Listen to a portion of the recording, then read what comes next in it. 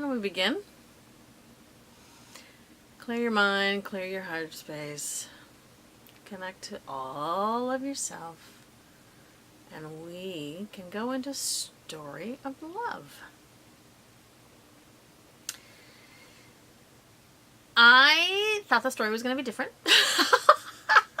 It's always interesting what comes in literally 2 minutes before I film. 2 minutes.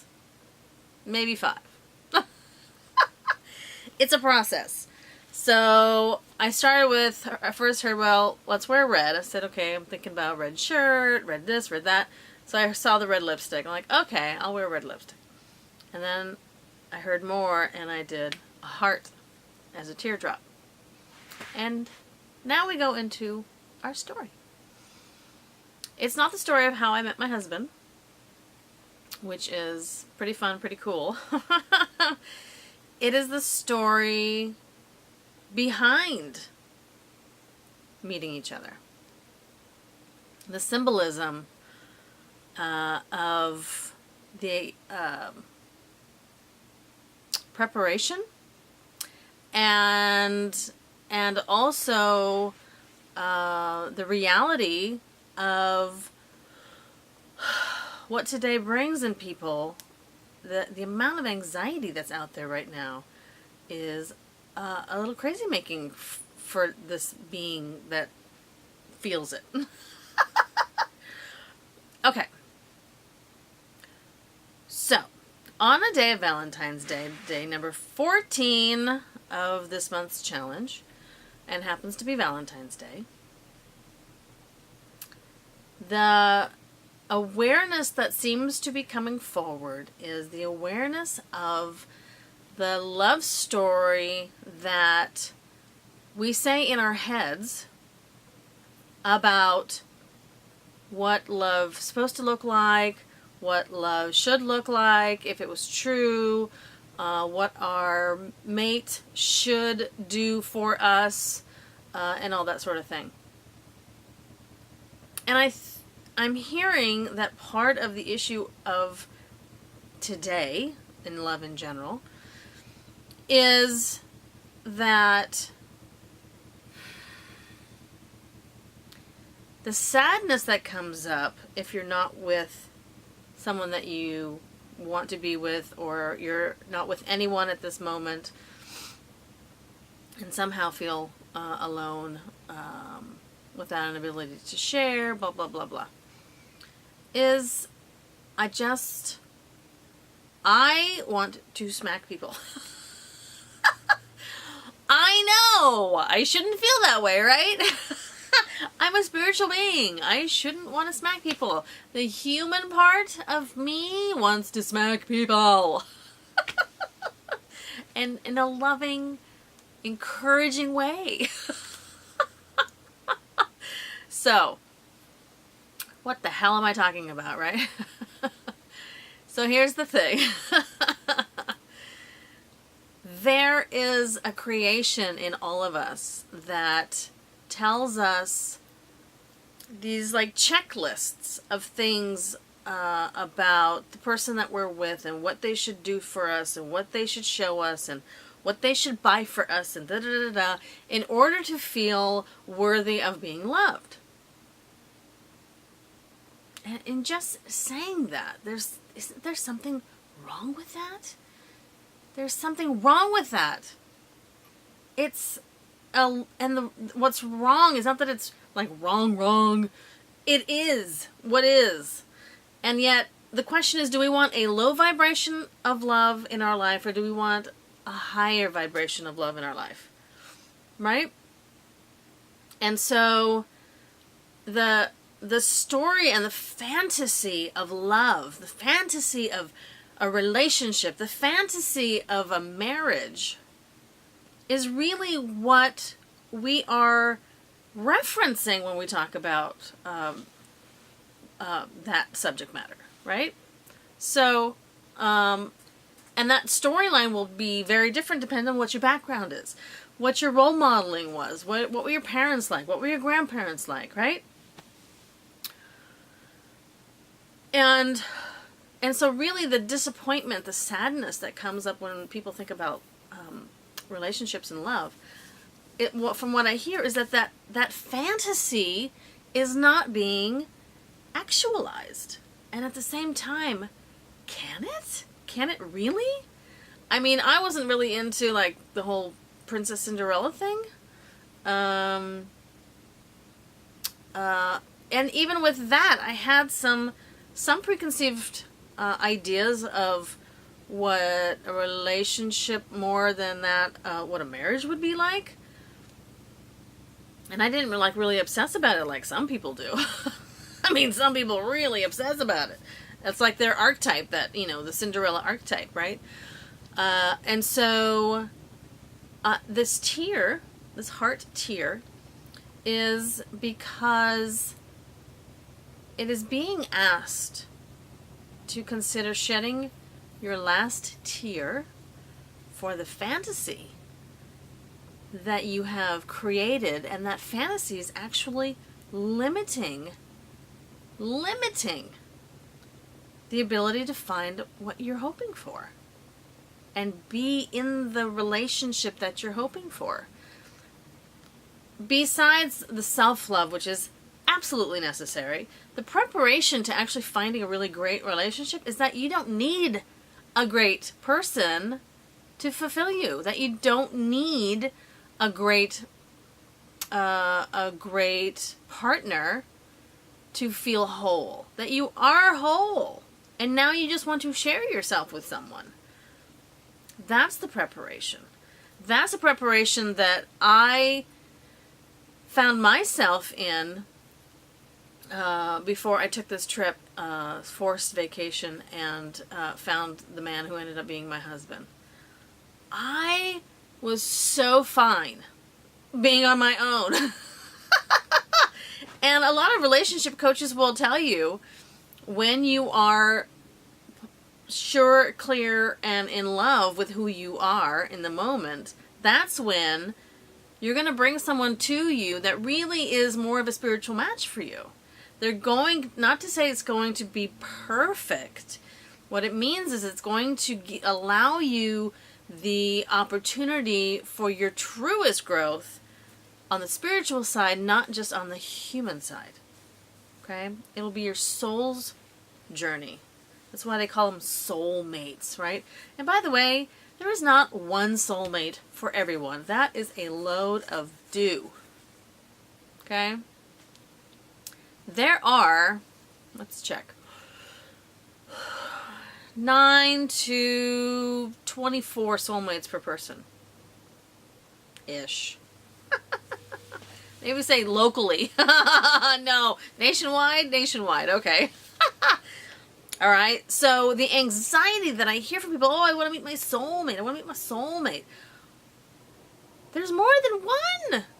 There's more than one. The goal is to know who you are as a soul before you try to match yourself with someone else. Does that make sense? I mean, look at all the requirements that we have for getting a car, or, sometimes even just changing jobs. And there are requirements, but you have to know yourself to be able to move on. Sometimes, yes, absolutely. Sometimes there is that just boom, and you're in it, and that's the one. Absolutely. However, it's never, ever out of desperation. Okay? Never out of desperation. If you're in a desperate place, that means you should not go near a relationship.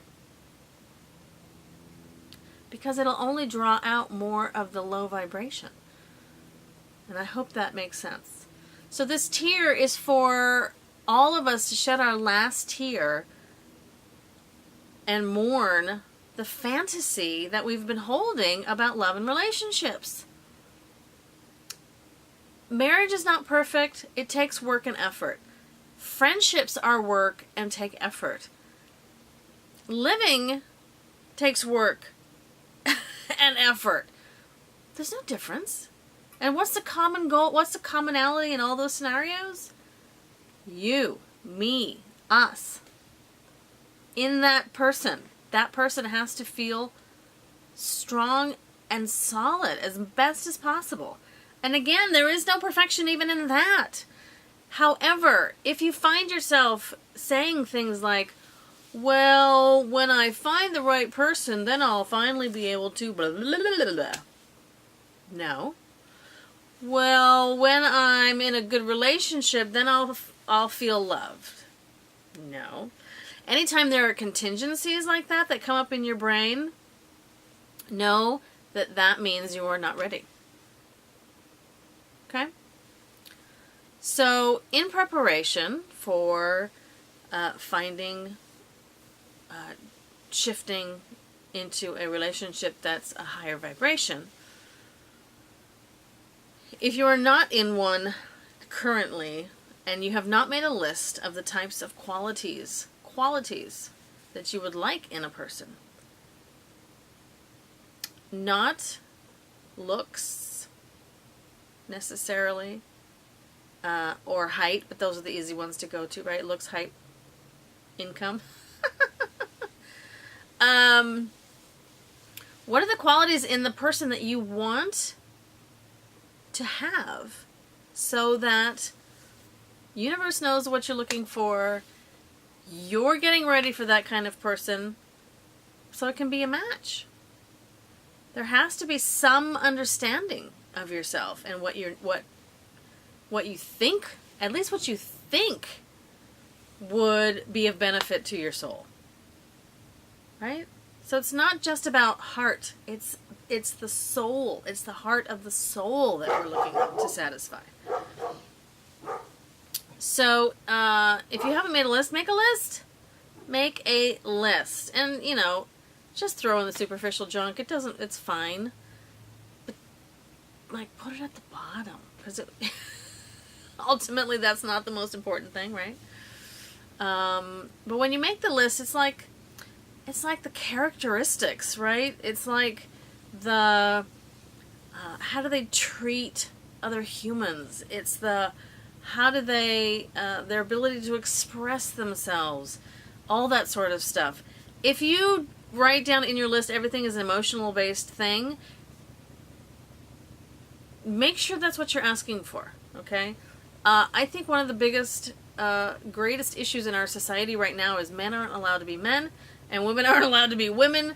There has to be this convergence concept, and it can be, and I totally get it, and that's fine, but does it have to be, right? Does it have to be? Some guys are just not emotional. Doesn't make them deficient, right? I don't know. You have to decide, what do you want in a relationship?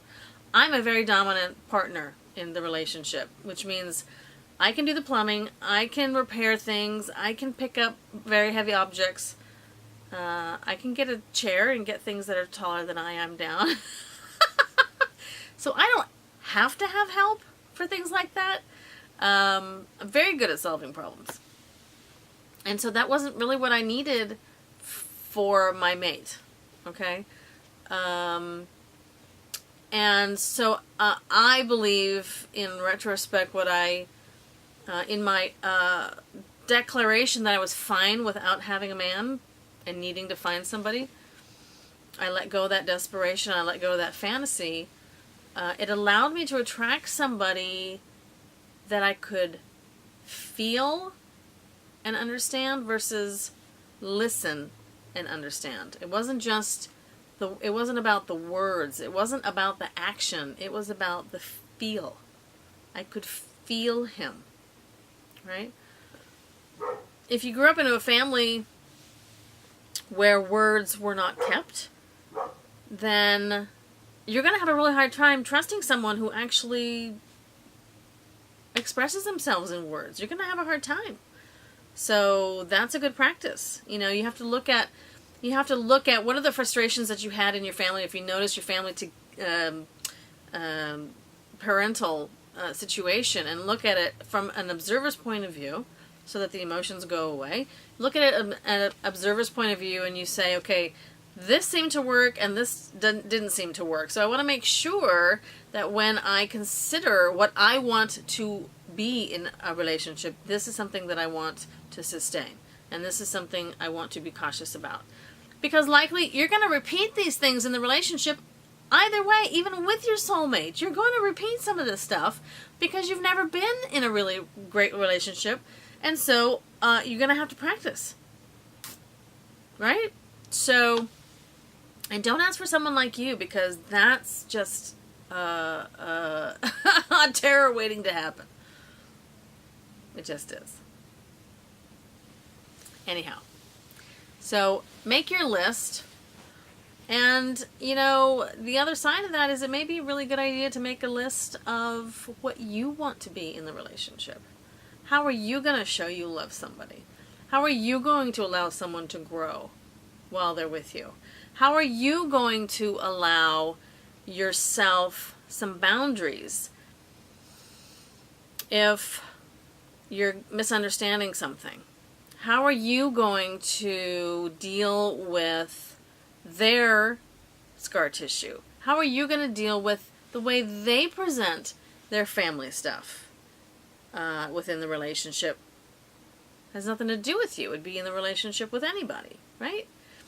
So your list of how you want to be in a partnership, and a list of how you want, what you'd like to see in your partner as well. Okay? Yeah. I'm just trying to, I'm listening to see if there was anything else. The biggest thing, again, is really honestly, release and mourn today, the last day, any fantasy that you have about marriage, love, and relationships. Because those fantasies will always steer you down the wrong path, the path of lesser growth, the path of safety, the path of habit. Don't think that's what we want. So, does that mean you cannot share your love now? No, it does not. Absolutely share your love now. Share your love. It doesn't have to be with one person to be magical. It can be share your love with another person's child by babysitting them, so that you express the love that you have for this, this kid, and they get to go out. Or express your love by touching animals all day today. Express your love by sitting quietly with yourself and just allow yourself to be happy that other people are in a relationship. No resentment, no nothing. Happy that other people have found their relationship. Be happy, be able to be happy for that, because when you find it, you want other people to be happy for you too, right? Do unto others. And that will keep you on the path of a higher vibration of love and appreciation when you get it. Okay? I wish you much empowerment. I wish you much love on the focus day of love today. Although it has no special calendar date, it is every day. And I will see you again.